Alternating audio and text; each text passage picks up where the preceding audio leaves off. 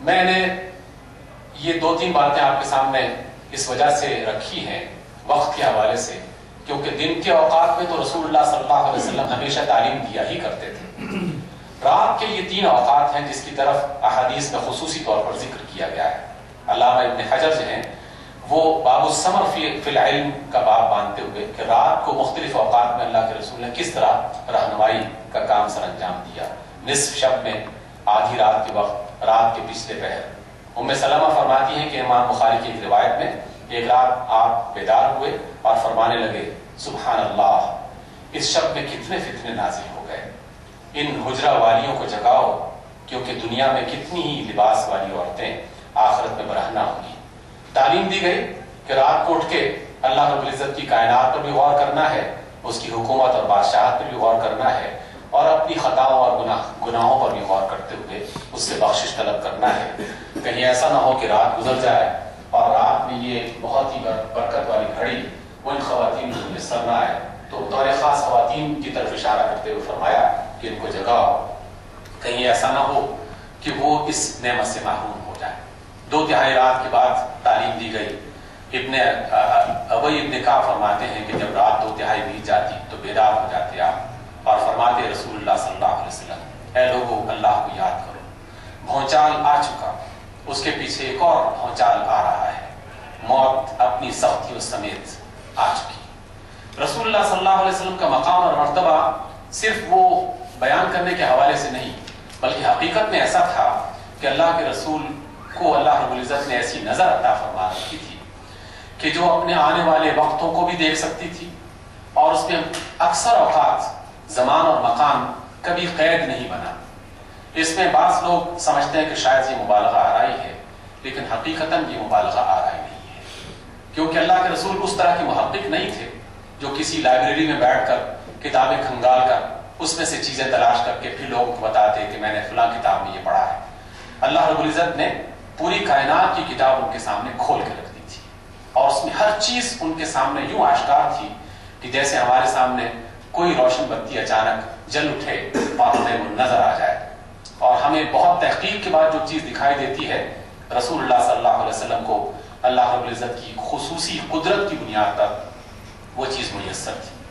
آپ نے یقیناً وہ حدیث سن رکھی ہے، آپ علیہ السلام نے فرمایا کہ لوگوں یاد رکھو کہ شاید اس کے بعد میرا اور آپ کی ملاقات کا یہ موقع نہ مل سکے، اور ہماری ملاقات حوض کوثر پر ہوگی، اور میں اس مقام سے اس حوض کوثر کو دیکھ رہا ہوں۔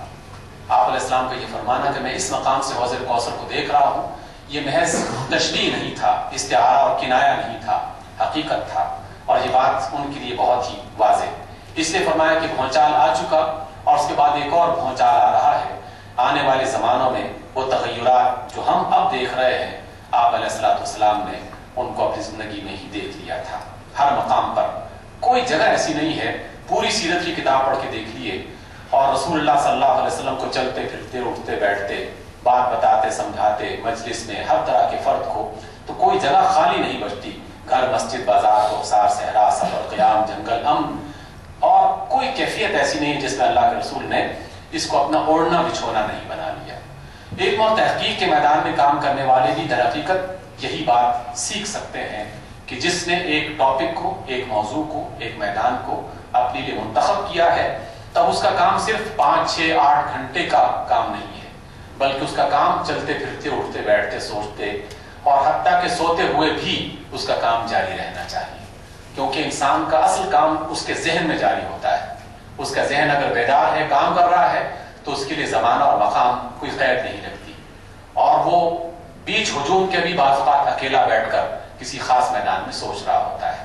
لیکن جس کا دماغ کام نہیں کر رہا، جس کا ذہن اس کام کی طرف مشغول نہیں ہے، تو وہ اکیلا بیٹھا بھی بعض اوقات ایسا محسوس ہوتا ہے کہ جیسے ایک بھونچال ہے چاروں طرف اور اسے کوئی بات سجھائی نہیں دیتی۔ اس لیے رسول اللہ صلی اللہ علیہ وسلم نے ہمیں جب علم اور تحقیق کے میدان میں داخل کیا ہے تو اس میں کوئی جگہ اور کوئی مقام اور کوئی وقت اس کی قید نہیں ہونی چاہیے۔ دیکھیے، غور و فکر کو بنیاد بنایا گیا، اور غور و فکر حقیقتاً بہت بڑی چیز ہے جس کی طرف میں نے ابھی اشارہ کیا۔ اللہ رب العزت نے غور و فکر کی جو صلاحیت انسان کو دے رکھی ہے، اس میں سب سے بڑی سہولت ہی یہی ہے کہ اس کے لیے کوئی لائبریری، اور کوئی جگہ اور کوئی وقت اور کوئی خاص فرد متعین نہیں ہوتا. جہاں بھی انسان ہے اس کا ذہن کام کر رہا ہے اور وہ اپنی غور و فکر کی کیفیات کو آگے بڑھا سکتا ہے. اس لیے رسول اللہ صلی اللہ علیہ وسلم کی عبادت جو غار حرا میں فرمایا کرتے تھے، جب ان کے بارے میں پوچھا گیا تو علامہ عینی فرماتے ہیں، جہاں عیسیٰ لفظ غلط لکھا گیا، علامہ عینی فرماتے ہیں شرح بخاری میں کہ ما كان صفة تعبده، ان کی عبادت کا انداز کیا تھا؟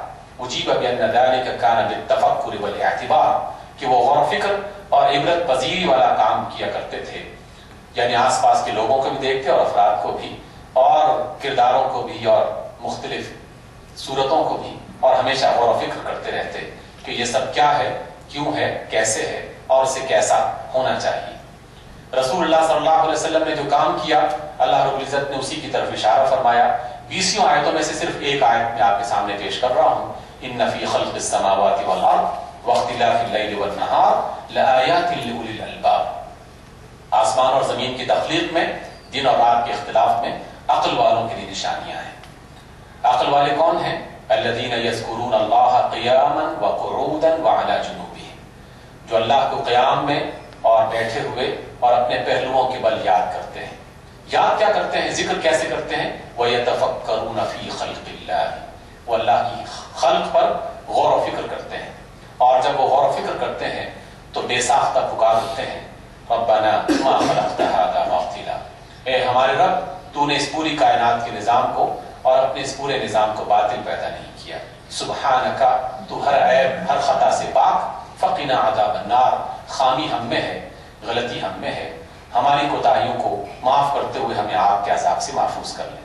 غور و فکر میں جو بھی میں نے اشارہ کیا، اللہ رب العزت نے بھی وہی بات کہی، قیاما وقعودا وعلی جنوبہم، بیٹھے ہوئے ہیں، کھڑے ہوئے ہیں، یا بستروں پہ جا کے آرام کر رہے ہیں، لیٹے ہوئے ہیں، راحت کر رہے ہیں، اس میں بھی غور و فکر کا عمل جاری ہے.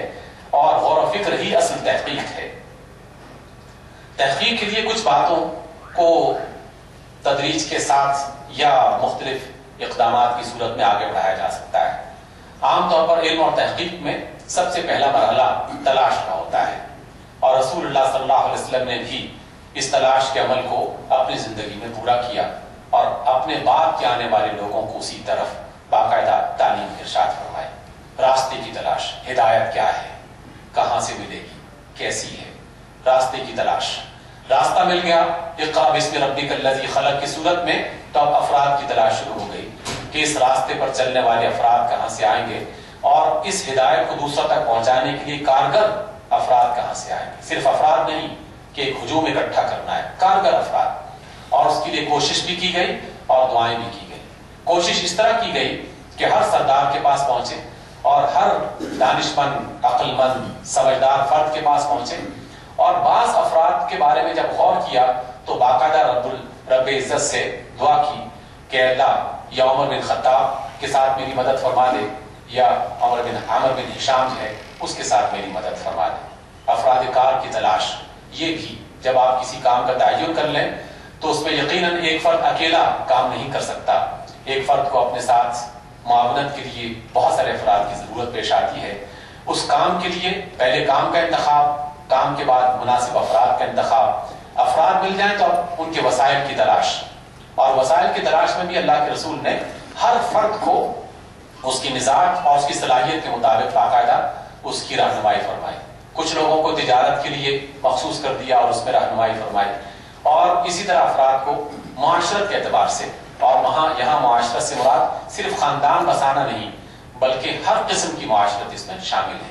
اور خاندان بسانے میں بھی اللہ کے رسول صلی اللہ علیہ وسلم نے باقاعدہ لوگوں کی رہنمائی فرمائی، اور اس میں بھی مقصد شامل تھا کہ فلاں قبیلے سے شادی ہونی چاہیے، فلاں فرد کی فلاں عورت کے ساتھ شادی ہونی چاہیے، تاکہ یہ فلاں فائدہ حاصل ہو جائے امت اسلامیہ کو.